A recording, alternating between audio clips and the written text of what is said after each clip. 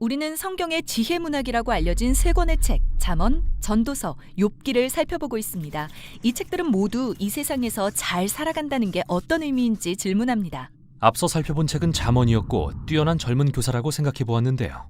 그녀는 현실 속에 엮어진 하나님의 속성인 지혜를 추구하면서 이 지혜를 사용하면 성공적인 삶을 살 수 있다고 낙관합니다. 그런데 전도서로 오면 예리한 중년의 비평가를 만나게 되는데요. 그는 이렇게 말합니다. 지혜를 사용하면 성공이 올 거라 생각하는군요. 다시 생각하는 게 좋을 겁니다. 해 아래 이 땅의 삶은 헛되기 때문이죠. 그게 바로 그가 이 책에서 자주 사용하는 구절이죠. 그러나 이 책을 이해하려면 먼저 이 책에 나오는 목소리가 두 개라는 걸 알아야 합니다. 첫째는 전도자인데요. 그는 우리가 비평가라고 부르는 인물이자 이 책의 주된 목소리입니다. 하지만 그를 소개하는 또 다른 인물이 있습니다. 바로 저자인데요. 그는 전도자가 한 말들을 수집하고 책의 끝에서 모든 것을 요약해 결론을 내리는 역할을 합니다. 왜 저자는 우리에게 전도자의 말을 들려주려는 거죠? 그는 우리의 세계관을 뒤엎고 싶어 하거든요. 그래서 그는 비평가가 세상에 관한 정말 불편한 사실 3가지를 살피게 합니다. 미리 말하지만 아주 불편할 거예요. 맞아요. 첫 번째는 흘러가는 시간입니다. 비평가는 말하길. 한 세대가 가고 또 한 세대가 오지만 이 땅은 우리보다 오래전부터 있었고 앞으로도 계속 있을 것입니다. 지나간 세대는 잊혀지고 앞으로 올 세대도 그 다음 세대가 기억해주지 않을 것입니다. 그러니까 우주적 차원에서 우린 그저 순간에 불과하다는 거죠. 별들은 태어나고 죽으며 새로운 별들의 궤도를 따라 행성들을 이룹니다. 또 그 행성들은 시간에 따라 변하다가 결국 타서 없어지죠. 이 거대한 우주 한가운데 우리의 존재는 촛불 같군요. 불면 꺼지는.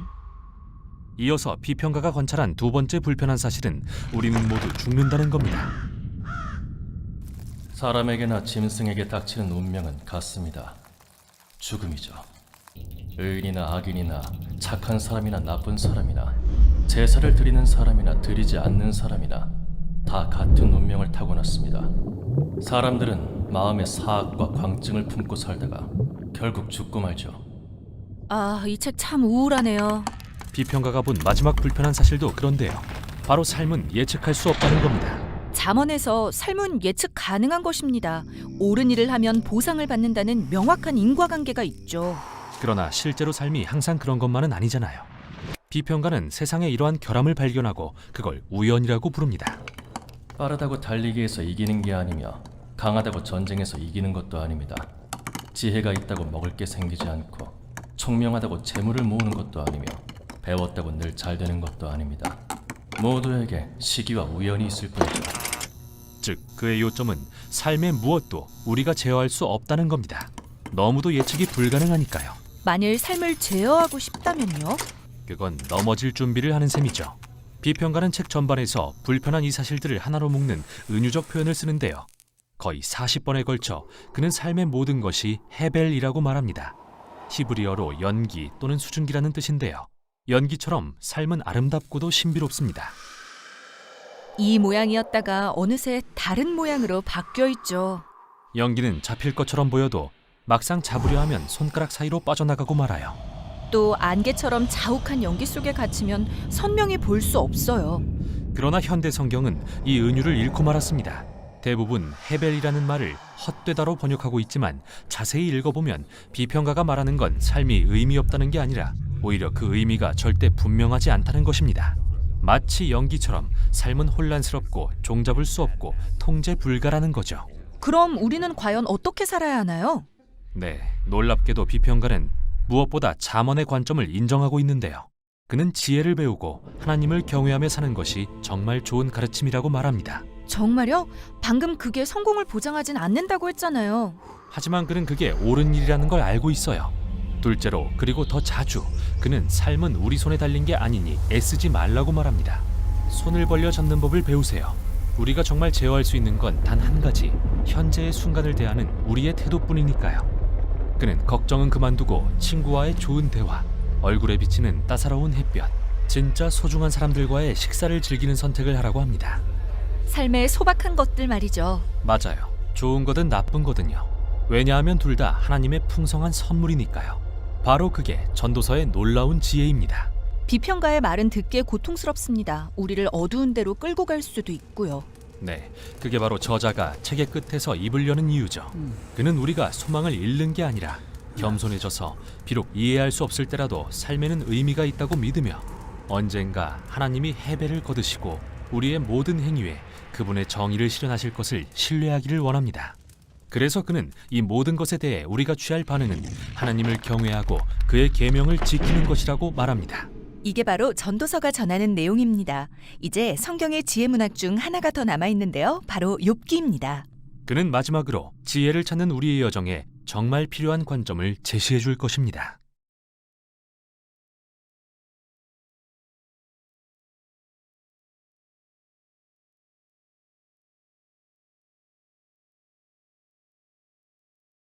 전도서는 헤벨의 책으로 불리운다. 전도서에는 주제어에 해당하는 헤벨이라는 단어가 38회나 등장하며 그 뜻은 호흡, 안개, 수증기나 연기를 의미하며 결과적으로 영원함에 비해 짧고 순간적인 것들에서 보여지는 허무함, 덧없음, 무의미함이나 가치없음을 상징화하는 단어가 되었다. The book is called Ecclesiastes, and in it the term hevel appears 38 times. It signifies breath, vapor, or smoke, symbolizing the fleeting, transient nature of things compared to eternity, embodying the notions of vanity, transience, meaninglessness, or worthlessness observed in momentary and ephemeral aspects of life. 작가 알베르 까미가 평생토록 연구했다던 요 부조리, 나 실존주의 철학자들이 말하는 허무주의 요가 전도서 전체에 등장한다. 시지프스 신화에 나오는 것처럼 인간은 끊임없이 무거운 돌을 산 꼭대기까지 올려야 하고 그리고 다시 산 밑으로 굴러떨어진 돌을 다시 산 꼭대기까지 올려놓는 반복적이고 무의미한 삶을 살아야 하는 존재인가? 사람들은 끊임없이 질문하고 있다. 과연 이 세상은 매일 반복되는 단조롭고 일상적인 삶 속에서 지겨울 정도로 별 의미가 없는 그런 세상인가? 라고 말이다. Albert Camus, who devoted his life to studying the concept of absurdity, and existentialist philosophers discussing nihilism, resonate throughout the entire book of Ecclesiastes. Like in the myth of Sisyphus, are humans condemned to live a repetitive and meaningless existence, constantly striving to push a heavy rock to the top of a mountain, only to watch it roll back down again, and then repeating the futile task? People continuously ask, is this world truly a place where every day is filled with mundane and repetitive life, so devoid of meaning that it becomes tedious? 누군가의 불평처럼 금수저는 땀 한 방울 흘리지 않고 큰 소리치며 군림하는 안락하는 삶을, 혹수저는 뼈 빠지게 일하고도 인간 대접도 못 받고 무시당하다가 가난 가운데 고통하며 살아가는 부조리한 세상에서 인간은 인생의 의미를 찾을 수는 있는 것인가? Like a lament of someone, the wealthy live in comfort, ruling with loud voices without shedding a drop of sweat, while the poor toil tirelessly, receiving no recognition or respect, enduring the absurdity of suffering and poverty. In such a nonsensical world, can humans find the meaning of life?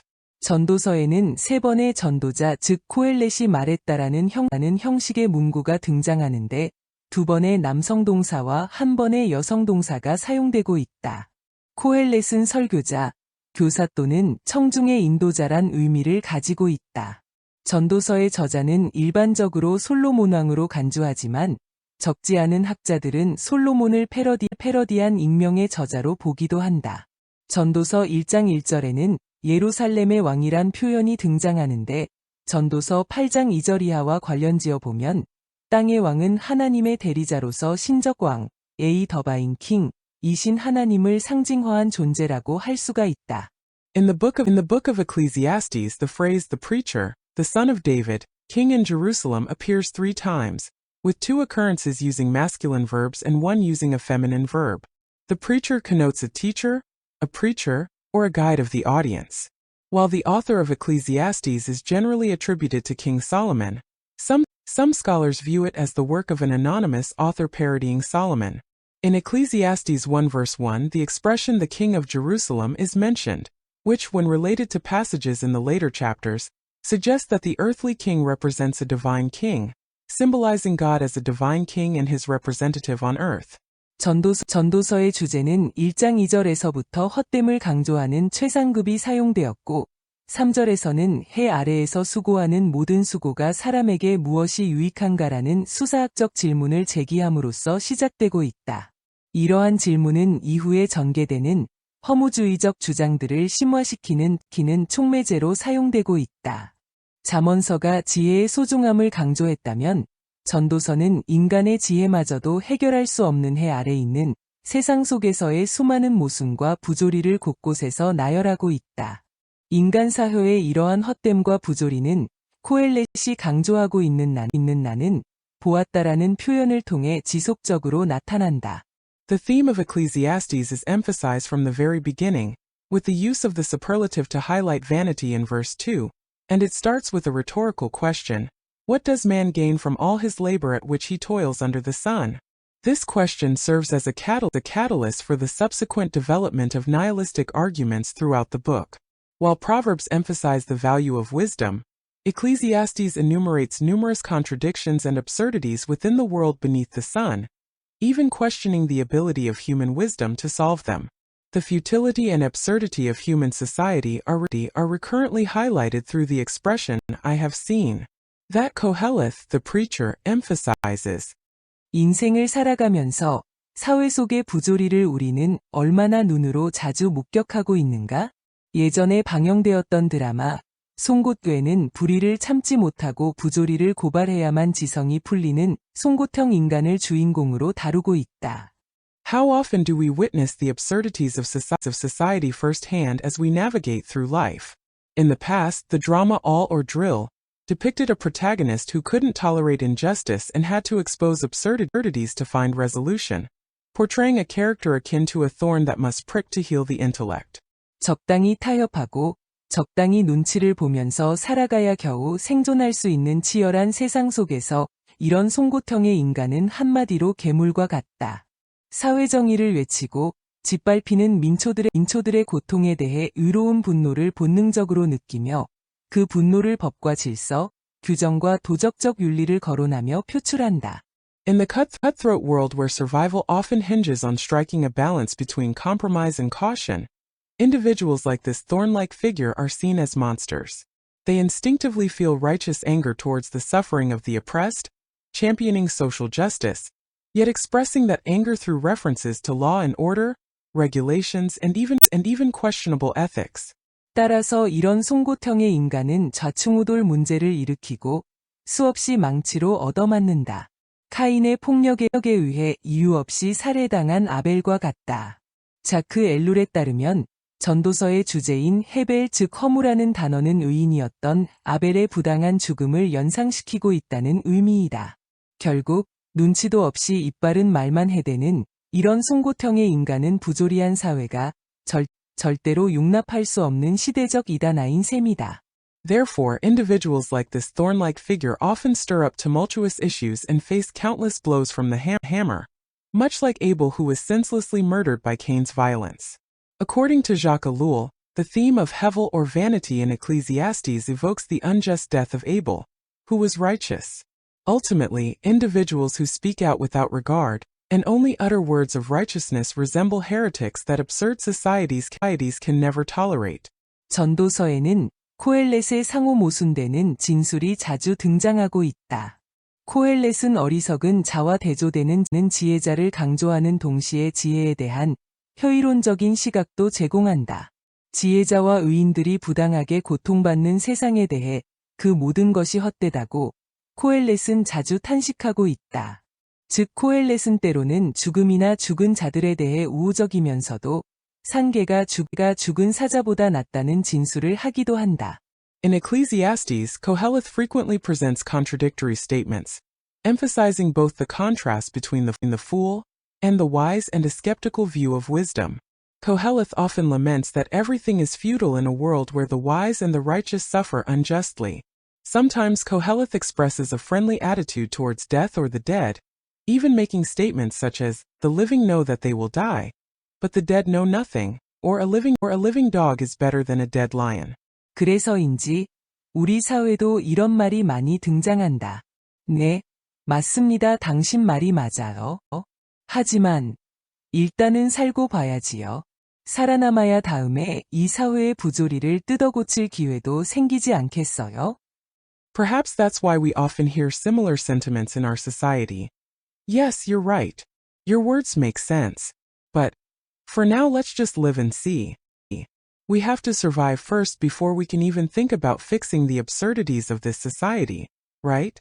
물론 정의도 중요하고 규정도 중요하고 불의를 보고 그대로 넘어가면 안 되는 건 알지만 그러다가 직장에서 잘리면 나는 괜찮지만 대학 갈 딸 아이 등록금은 어떻게 해결해요? 그러니 이번만 참읍시다.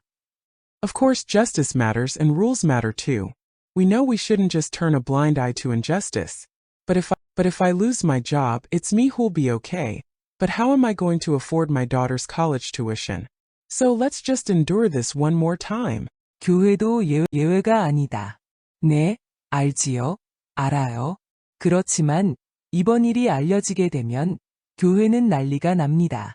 결국 교회가 분열될 게 뻔하고 많은 교인들이 상처를 받게 될 터인데 이번만 은혜로 넘어갑시다. 교회가 갈라지면 안 되지요. 그건 사탄이 좋아하는 짓 아닙니까? 우리가 법적으로 해결하려고 하지 말고 하나님의 손에 기도하면서 맡깁시다. 네. Churches are no exception. Right, I understand. I know. But if this issue comes to light, it'll cause chaos in the church. Ultimately, it'll lead to division, and many congregants will be hurt. Let's just extend grace this time. We can't afford to let the church split. Isn't that exactly what Satan wants? Let's not try to handle it legally. Let's entrust it to God's hands through prayer. Okay. 어느 신학교에서 실제 있었던 일이다.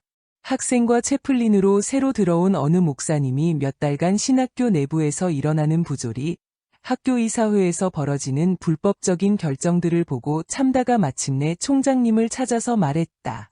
This is an incident that actually took place at a theological school. A newly appointed pastor as the student chaplain witnessed several months of absurdities within the theological school, along with illegal decisions being made by the school board. Unable to endure any longer, the pastor finally approached the president and spoke up. 총장님, 주의 종들을 배출하는 신학교가 이래서는 안 됩니다.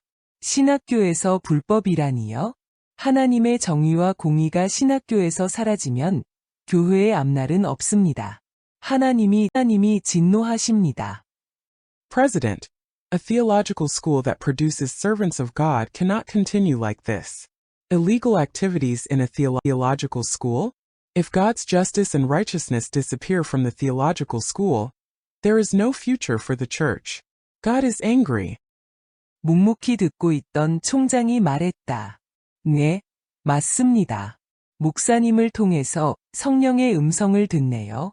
신학교가 먼저 모범이 되고 법을 지켜야지요.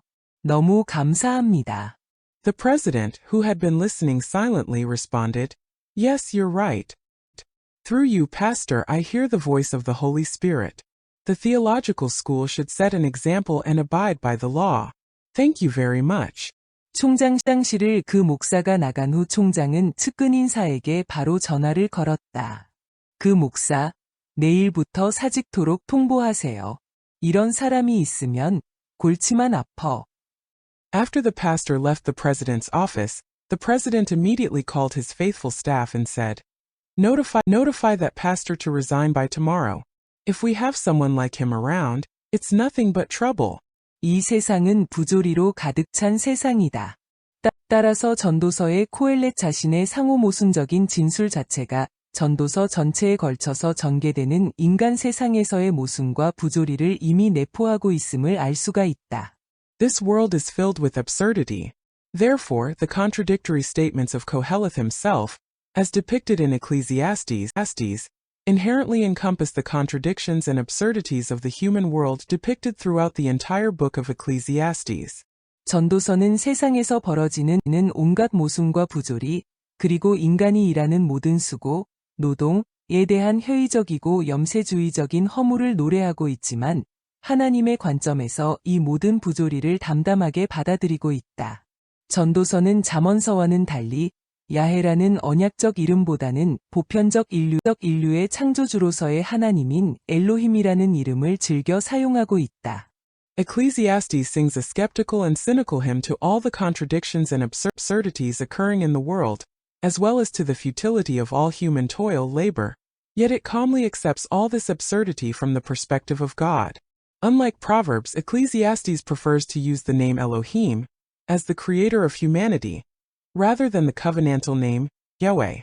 따라서 코헬렛은 효의주의적 태도를 뛰어넘어 하나님의 관점에서 세상을 바라보는 시각적 반전을 시도하고 있다. 예를 들면 전도서 2장의 효의론적 심정을 고백한 후에 반전이 때때로 일어나고 있다.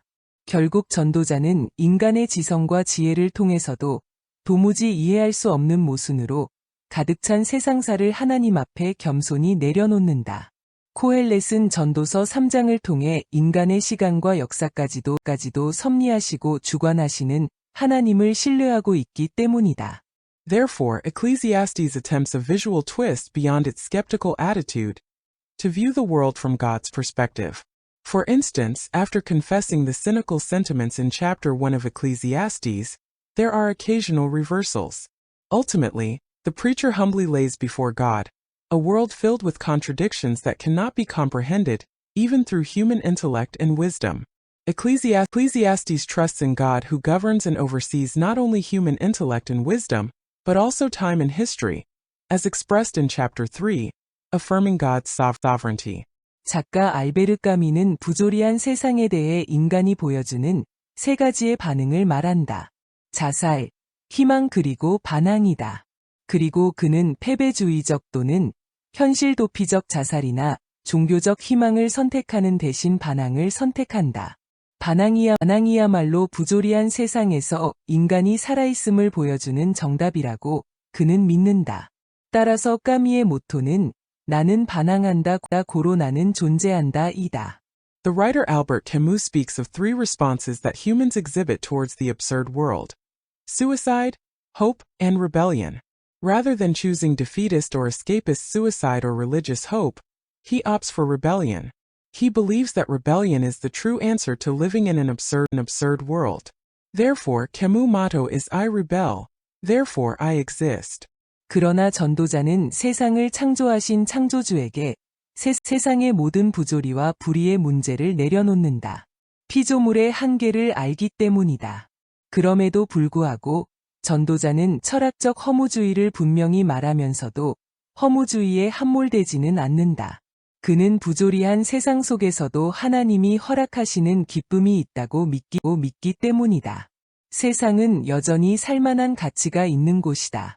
Yet the preacher relinquishes to the creator of the world all the problems of absurdity and injustice in the world because he understands the limits of creation.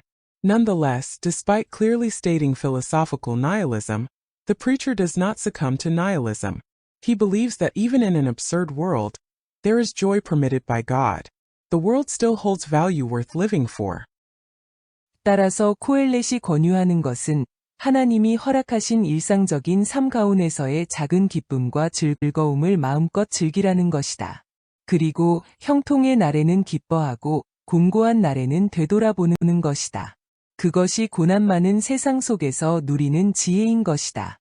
Therefore, what Ecclesiastes recommends is to enjoy the small joys and pleasures of everyday life permitted by God. It is to rejoice on prosperous days and to reflect on troubled days. That is the wisdom to be found in a world full of adversity. 매일 반복되는 일상적인 삶이 지겹고 권태로운가? 그렇다면 그대는 중환자실을 기억하라. 평범한 삶이 얼마나 기적적인 것인지를 돌아보라.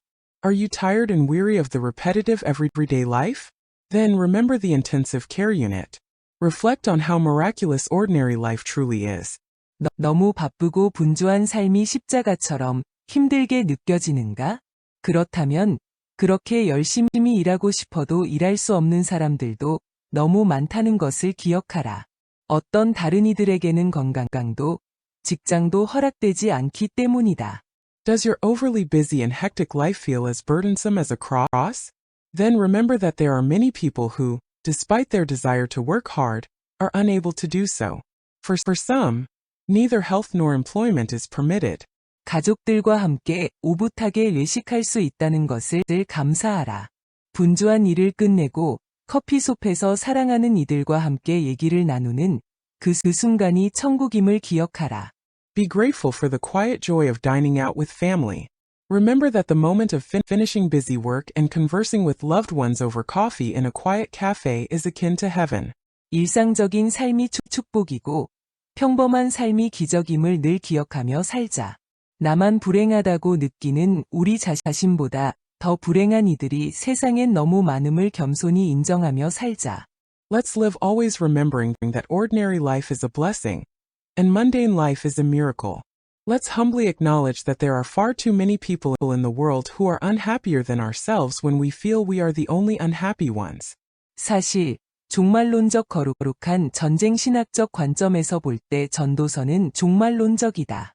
코헬렛이 즐겨 사용하는 해 아래에서라고 표현된 피조 세계는 처음 하늘과 처음 땅이다.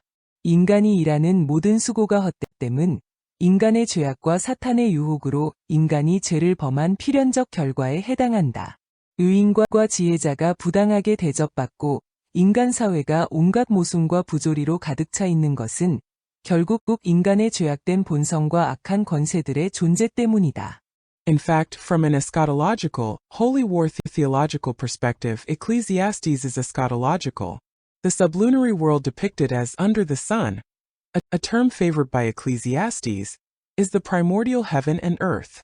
The futility of all human toil is a consequence of humanity's sinfulness and Satan's temptation, resulting inevitably from human transgression. The unfair treatment of the righteous and the wise, and the prevalence of contradictions and absurdities in human society, ultimately stem from the presence of humanity's sinful nature and the dominion of evil powers. 이러한 현실은 하나님이 계획하신 종말의 때까지 지속될 것이다. 따라서 이러한 모순과 부조리에서 인간이 완전하게 해방될 날은 해 아래에서가 아닌 해 위에서이다. 바로 완성될 하나님의 나라에서이다. 따라서 그날은 여전히 우주적 종말론적 미래에 놓여 있다.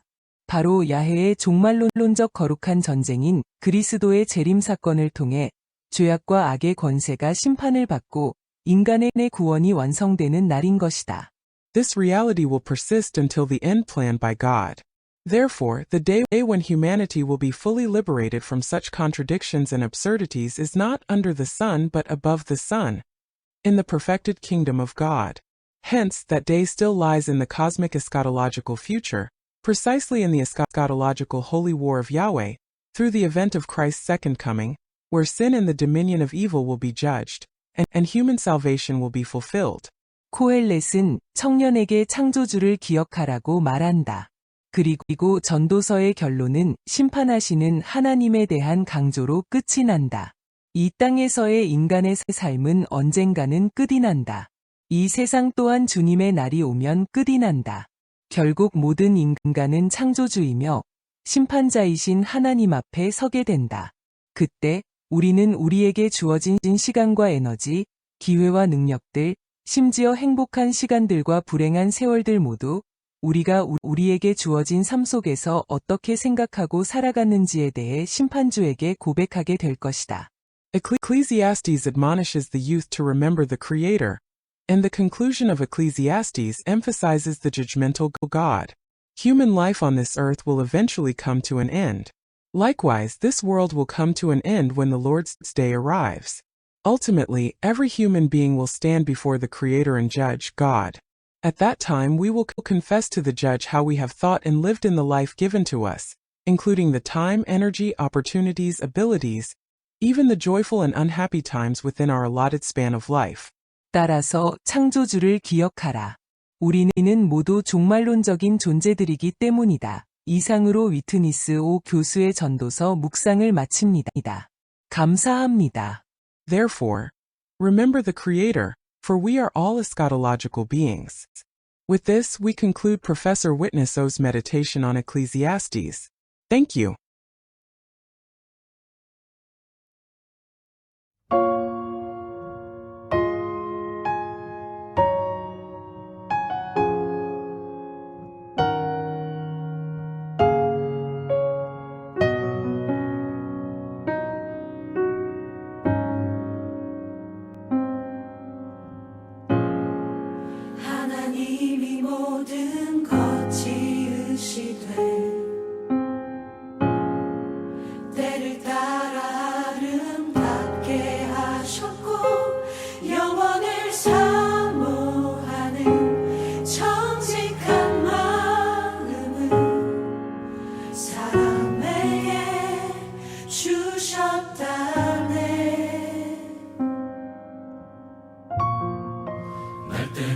있으면 갈 때가 있고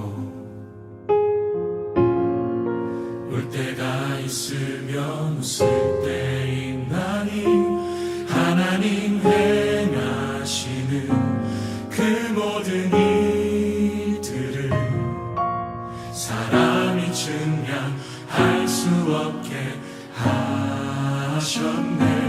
인생은 꽃과 같아 피고 지고 주의 말씀만이 영원하리.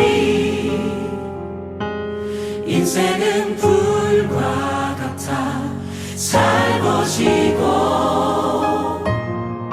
주의 인자하심 영원하리.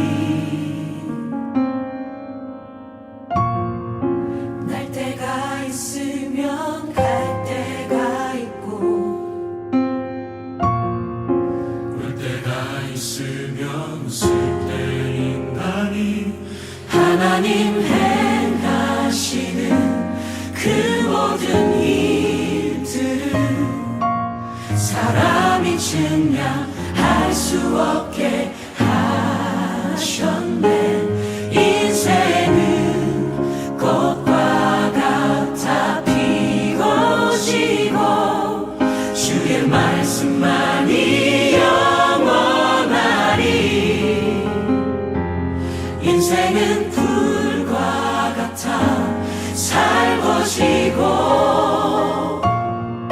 주의 인자하심 영원하리.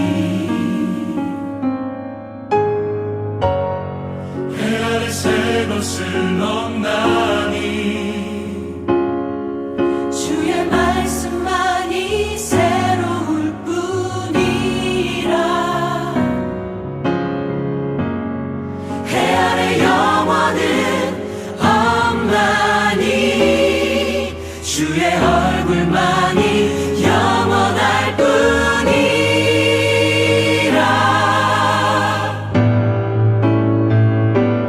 인생은 꽃과 같아 피고 지고 주의 말씀만이 영원하리. 인생은 불과 같아 살고 지고